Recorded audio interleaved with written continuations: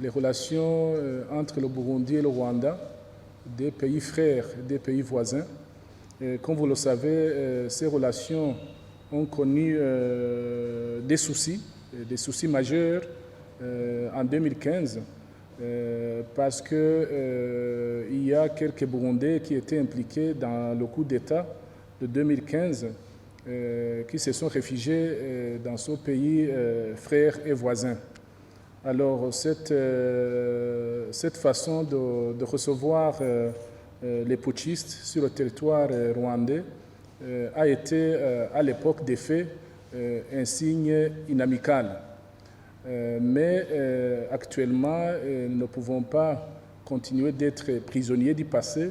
Nous devons voir par quelle voie et moyens nous pouvons évoluer ensemble dans l'intérêt des peuples respectifs.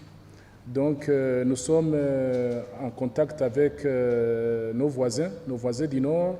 J'ai effectué une visite au Rwanda. Nous avons échangé sur plusieurs sujets, y compris ce sujet concernant les Burundais impliqués dans les putschs de 2015.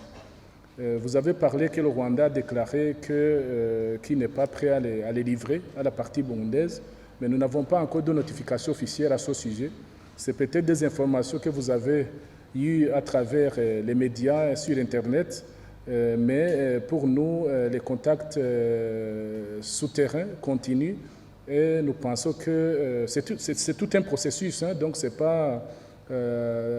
pas des relations qui doivent être embellies en quelques semaines. Et donc nous devons travailler très fort pour que ce soit le Burundi ou le Rwanda, ils trouvent des intérêts et avancer ensemble pour pouvoir normaliser nos relations.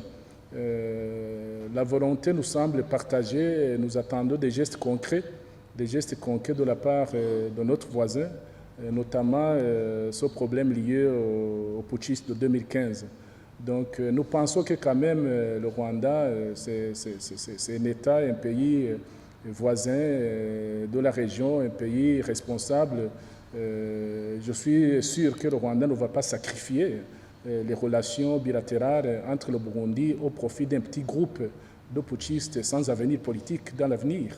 Donc nous pensons qu'à un certain moment, nous trouverons des solutions à cette question, mais c'est une question parmi beaucoup d'autres. Donc quand je les rencontre, nous parlons de l'état des relations diplomatiques entre nos deux pays, voir comment les normaliser, les renforcer davantage. Donc c'est un processus, donc il ne faudrait pas vous attendre que ça va être résolu dans une semaine ou deux, ou un mois ou deux, mais nous avons confiance que nos relations à un certain moment seront normalisées parce que tous les deux pays gagnent quelque chose. Nous ne pouvons pas garder des relations conflictuelles éternellement. Nous sommes des pays frères et voisins. Vous avez remarqué quand je les ai rencontrés, nous les avons rencontrés directement sans intermédiaire. Nous avons parlé en langue nationale, et donc nous n'avons pas besoin de médiateurs entre nos deux pays. Il y a moyen de trouver des solutions sans passer par d'autres personnes.